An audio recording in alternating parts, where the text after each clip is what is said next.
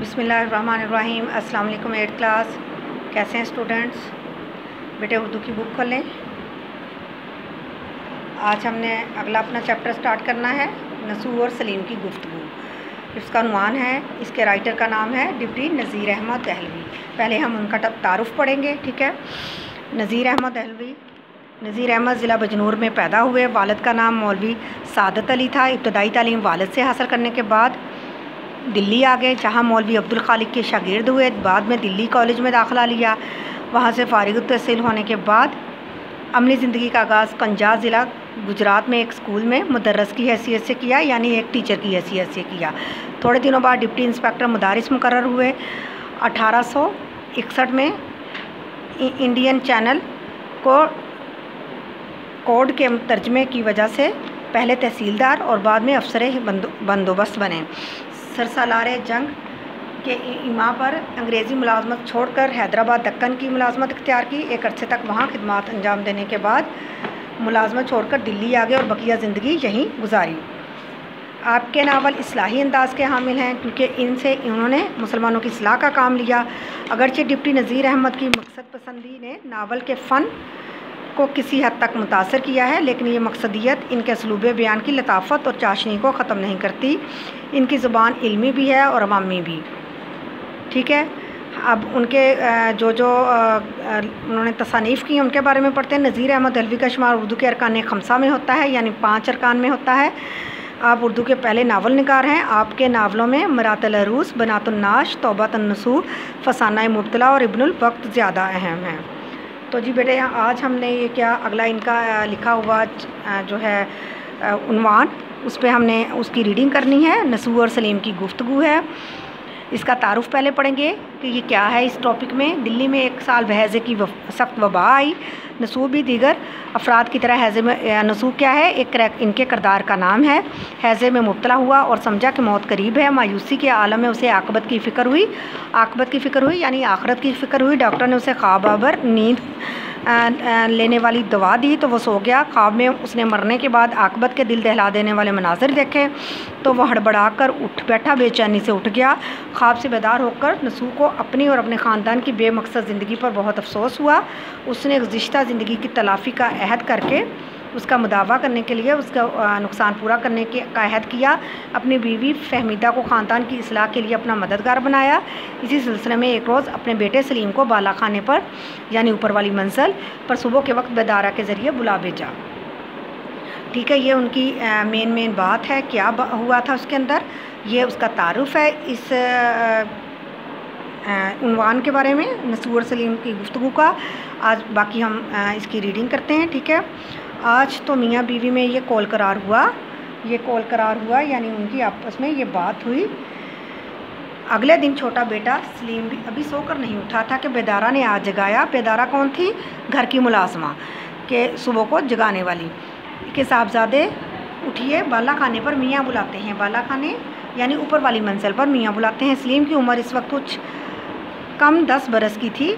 سلیم نے جو طلب کی خبر سنی گھبرا کر اٹھ کھڑا ہوا اور جلدی سے ہاتھ منہ دھو ماں سے آ کر پوچھنے لگا، اماں جان تم کو معلوم ہے ابا جان نے کیوں بلایا ہے؟ ماں، مکالمہ شروع ہوتا ہے ان کے درمیان۔ ماں، مجھ کو کچھ خبر نہیں۔ سلیم، کچھ خفا تو نہیں ہے؟ سلیم پوچھتا ہے کہ ابا جان خفا تو نہیں ہے، غصے میں تو نہیں ہے؟ ماں بولتی ہے، ابھی تو کوٹھے پر سے نہیں اترے۔ کوٹھے کیا؟ چھت پر سے نہیں اترے۔ سلیم، بیدارہ تجھ کو کچھ معلوم ہے؟ سلیم اپنی نوکرانی سے پوچھتا، بیدارہ تمہیں پتہ ہے کہ کس وجہ سے بلا رہے ہیں وہ؟ بیدارہ، میاں میں اوپر لوٹا لینے گئی تھی، میاں اکیلے بیٹھے ہوئے کتاب پڑھ رہے تھے، میں آنے لگی تو میاں نے آپ کا نام لیا اور کہا کہ ان کو بھیج دیجیے۔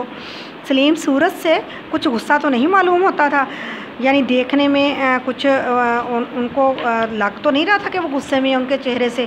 سلیم بیدارہ سے پوچھتا ہے۔ بیدارہ جواب دیتی ہے، نہیں تو۔ سلیم، تو اماں جان ذرا تم بھی میرے ساتھ چلو۔ ماں، میری گود میں لڑکی سوتی ہے، تم اتنا ڈرتے کیوں ہو، جاتے کیوں نہیں ہو؟ ماں اپنے بیٹے سے کو جواب دیتی ہے کہ میرے پاس میری گود میں بچی سو رہی ہے تو تم ڈر کیوں رہی ہو، تم خود چلے جاؤ اوپر۔ سلیم، کچھ پوچھیں گے؟ وہ پوچھتا ہے کہ کیا پوچھیں گے، کیا کچھ پوچھیں گے مجھ سے؟ باپ سے ڈرا ہوا تھا۔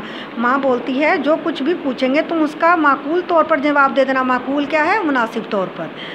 अर्ज सलीम डरता डरता ऊपर गया और सलाम करके अलग जा खड़ा हुआ। बाप ने प्यार से बुलाकर पास बिठा लिया और पूछा, बाप क्यों साहब आज मदरसे नहीं गए? बेटा जी बस जाता हूँ, अभी कोई घंटे भर की देर और है। बाप तुम अपने भाईजान के साथ मदरसे जाते हो या अलग, यानी अलग क्या अकेले जाते हो या भाई के साथ जाते हो? बेटा कभी कभार भाईजान के साथ चला जाता हूँ वरना अकेला जाता हूँ। बाप क्यों? बेटा अगले महीने इम्तहान होने वाला है, छोटे भाईजान इसी के वास्ते तैयारी कर रहे हैं। सुबह सवेरे उठ कर किसी हम जमात के यहाँ चले जाते हैं, वहाँ उनको देर हो जाती है तो फिर घर भी नहीं आते। मैं जाता हूँ तो उनको मदरसे में पाता हूँ। यानी उनसे जो बड़ा था, ये सलीम से जो बड़ा था, मंजिला बेटा जो था, उसके बारे में बात हो रही है।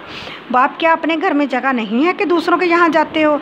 कि अपने घर में पढ़ने के लिए जगह नहीं है जो दूसरों के घर में जाके बैठ के पढ़ते हो?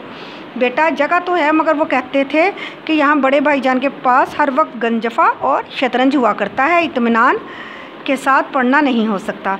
बाप तुम भी शतरंज खेलनी जानते हो? सलीम से पूछता है बाप कि तुम्हें आती है शतरंज खेलनी? बेटा मोहरे पहचानता हूँ, चालें जानता हूँ, मगर कभी खुद खेलने का इत्फाक नहीं हुआ। बाप मगर ज़्यादा दिनों तक देखते देखते यकीन है कि तुम भी खेलने लगोगे। बाप कहता मुझे यकीन है कि तुम्हें चालें भी आती हैं और जब मोहरे की भी पहचान है, तुम्हें यानी इस खेल के बारे में पता है, तो लगता है कि तुम भी जल्दी खेलना शुरू कर दोगे। बेटा क्या जवाब देता है, शायद मुझको उम्र भर भी शतरंज खेलनी ना आएगी। बाप क्यों, ऐसी क्या मुश्किल है? बेटा मुश्किल हो या ना हो, मेरा जी ही नहीं लगता। बाप इसका सबब पूछता कि क्या बात है कि जो तुम कहते हो, पता तो है मुझे इस गेम के बारे में, लेकिन मैंने ये खेलनी नहीं है। तो बेटा जवाब देता मैं पसंद नहीं करता। बाप चूँकि मुश्किल है, अगर अक्सर मुब्तदी घबराया करते हैं, यानी शुरू में खेलने वाले मुब्तदी जो होते हैं ना, वो अक्सर घबरा जाते हैं। तो ये वो वाली बात है, मुझको यकीन है कि गंजफा में तुम्हारी तबीयत खूब लगती है। वो बानिस्बत मुकाबले में शतरंज के बहुत आसान है, वो शतरंज के मुकाबले में बहुत आसान है। बेटा हाँ, शतरंज की निस्बत कर गंजफा को ज़्यादा नापसंद करता हूँ। कि मैं शतरंज की निस्बत गंजफा को ज़्यादा नापसंद करता हूँ। बाप हाँ, शतरंज में तबीयत पर ज़ोर पड़ता है और गंजफा में हाफजे पर यानी यादाश्त पर ज़ोर पड़ता है। बेटा मेरी नापसंदीदगी का कुछ ख़ास कर यही सबब नहीं है, बल्कि मुझको सारे खेल बुरे मालूम होते हैं। बेटा कहता है कि मुझे शतरंज या गंजफा इसलिए नापसंद नहीं है कि उससे तबीयत पर ज़ोर पड़ता है या यादाश्त पर ज़ोर पड़ता है, लेकिन मुझे वैसे ही खेल नापसंद है, बुरे लगते हैं। बाप तुम्हारी इस बात से मुझको ताज्जुब होता है, ताज्जुब यानी हैरानगी होती है, और मैं तुमसे तुम्हारी नापसंदीदगी का असल सबब सुनना चाहता हूँ। क्योंकि शायद अब से 5 या 6 महीने पहले, जिन दिनों मैं बाहर के मकान में बैठा करता था, मैंने खुद तुमको हर तरह के खेलों में नहायत शौक़ के साथ शरीक होते हुए देखा था। ठीक है बेटे, बाकी की रीडिंग हम नेक्स्ट डे करेंगे। और बेटा और बाप में जो मुकालमा चल रहा है, उसमें यहाँ तक हम पहुँचे हैं कि वो उसकी नापसंदीदगी की, बाप उससे बेटे से उसकी नापसंदीदगी के बारे में पूछ रहा है कि उसकी वजह क्या है। और इंशाल्लाह बाकी हम अगले दिन करेंगे, उसकी वजह भी पता चल जाएगी। ठीक है, आपने इस चैप्टर को कम से कम 3 दफ़ा इसकी दोहराई करनी है, और इसके जो मुश्किल अल्फाज के मैंने मायने साथ साथ बताए हैं, आपने उनको याद करना है। ओके जी, अल्लाह हाफिज़।